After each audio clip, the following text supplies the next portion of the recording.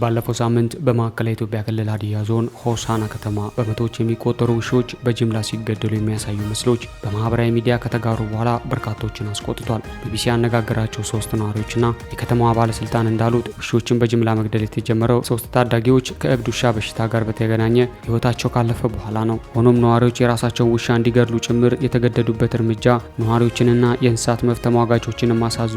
በከተማዋ ከሚገኙ 10 ቀበሌዎች የአንዱ ነዋሪ የሆኑና ስማቸው እንዳይጠቀስ የጠየቁ ግለሰብ እርሳቸው በሚኖሩበት ቀበሌ የጅምላ ግድያው ባለፈው ሳምንት ረቡዕ 17 2018 ዓ.ም መጀመሩን በመጥቀስ የእርሳቸው ውሻ በማግስቱ እንደተገደለባቸው ይናገራሉ። አንድ የአይን ምስክርም የቀበሌ ተወካዮች የተከተበም ቢሆን ውሻቸውን እንዲገድሉ ለነዋሪዎች ትዕዛዝ መስጠታቸውን ይገልጻሉ። በዚህ ምክንያትም የውሻ ባለቤቶች እንደ ቤተሰብ የሚያዩትን ውሻቸውን በገመድ አንቀው ወይም ደብድበው እንዲገድሉ መገደዳቸውን ይናገራሉ። አንድ ስማቸው እንዳይጠቀስ የጠየቁ ሌላ ነዋሪም ግድያው የጀመረው ወንድምና እህት የሆኑ ታዳጊዎች በውሻ ተነክሰው ከሞቱ በኋላ መሆኑን በመጥቀስ ክትባት እየተሰጠ የነበረ ቢሆንም የአካባቢ ተወካዮች ውሾቹ ቢከተቡም ይሁን ባይከተቡ እንዲገደሉ ዘመቻ ጀመሩ ብለዋል። የውሻ ባለቤቶችም የራሳቸው ውሻ እንዲገድሉና ለአካባቢው ማህበረሰብ እንዲያሳውቁ ይህን ካላደረጉ 50 ሺህ ብር ቅጣት እንዲሁም እስር እንደሚገጥማቸው ሲያስገድዱ እንደነበርም ነዋሪው ተናግሯል። ይህንንም ለቀናት ሲያደርጉ ነበር ያሉት ነዋሪው በኋላ ላይ የከተማዋ አስተዳደር ለቀበሌዎች አስተባባሪዎች ደብዳቤ በመጻፍ እርምጃውን አስቆም ብለዋል። ውሻቸው የተገደለባቸው ግለሰብ በበኩላቸው የቀበሌ ተወካዮች 2 ቀን ወደ ቤታቸው እንዲሄዱና ውሻቸው እንደተከተበ በመንገድ እንደመለሷቸው ያስታውሳሉ።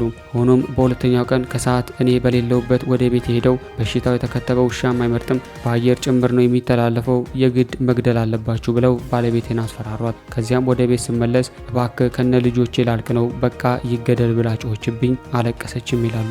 ከዚያም ወደ ቀበሌያቸው አስተዳዳሪ ሄደው ለማስረዳት መሞከራቸውን ነገር ግን ምክንያታቸውን ሊቀበሏቸው እንዳልቻሉ ይናገራሉ። እኔ የራሴ እንግዲህ ያለው የግድ መግደል አለብህ አለኝ። ውሻውን ያልገደለ ደግሞ 50 ሺህ ብርና 3 ወር እስር እንደሚጠብቀው በተደጋጋሚ ስለሚነግሩን እንግዲያውስ እኔ ሳላየው ግደሉት ብዬ አሳልፌ ሰጥቷቸውና ከሰፈር ትንሽ ራቅ ያለ ቦታ ላይ ገደሉት ሲሉ የተፈጠረውን አስረድተዋል። በጣም ነው ያዘንኩት። 5 ዓመት አብሮኝ የኖረና የቤታችን ድምቀት የነበረ ውሻ ነበር ብለዋል በሀዘን ሲገልጹም። ግለሰቡ በእነርሱ ቀበሌ ብቻ ቢያንስ ከ100 በላይ ውሻዎች መገደላቸውንና ሁሉም ባለቤት ያላቸው ውሻዎች መሆናቸውን ጠቅሰዋል።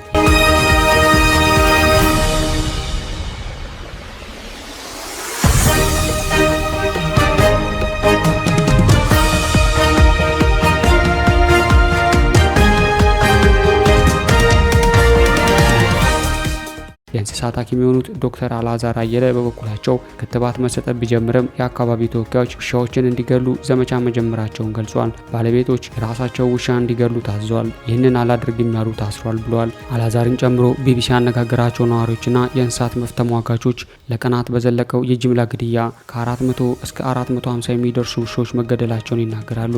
እንደ ከተማ አስተዳደሩ ደግሞ በሆሳና ከተማ 10,000 ገደማ ውሻዎች እንዳሉ የሚገመት ሲሆን 7,000 ያህሉ ተከትበዋል። አላዛር ሰዎች ውሻዎችን እየጎተቱ በሚያሳቅቅ ሁኔታ ሲገሏቸው እንደነበር ጠቅሰው ይሄ በክልሉ ባህል፣ ሃይማኖትና ሕግ ከሞራል ያፈነገጠና ተቀባይነት የሌለው ነው ሲሉ ድርጊቱን ኮንነዋል። በሕግ ተጠያቂነት ሊኖር እንደሚገባም አክለዋል። ግድያው የተጀመረው ባለፈው ሳምንት ረቡዕ ሲሆን ለቀናት ቀጥሎ ነበር ያሉት አላዛር አሁንም እንዳልቆመ መረጃዎች እየደረሷቸው እንደሆነ ጠቁመዋል። በጅምላ የሚገደሉትን ውሾች የማዘጋጃ መኪና እየተከታተለ ሲሰበስባቸው እንደነበር ነዋሪዎች ገልጸዋል። የሆሳና ከተማ ከንቲባ አቶ ሳሙኤል ሽጉጤ ባለፈው ሳምንት 3 ታዳጊዎች በውሻ በሽታ መሞታቸው ለእርምጃው መንስኤ ነው ብለዋል። የአንድ ቤተሰብ ልጆች የሆኑ የ6ኛና የ8ኛ ክፍል ተማሪዎች ሞተዋል። በኋላ ላይ የ14 ዓመት ታዳጊ ሆስፒታል ከደረሰ በኋላ ህይወቱ አልፏል ያሉት አቶ ሳሙኤል ይህ ዜማ ከተሰማ በኋላ ራሱ ማህበረሰቡ በህገ ወጥ መንገድ ውሻዎችን መግደል እንደጀመረ አስረድተዋል። ሌሎች ወደ 80 የሚጠጉ ሰዎች ደግሞ ሕክምና እንደተደረገላቸውም ከንቲባው ጠቅሰዋል።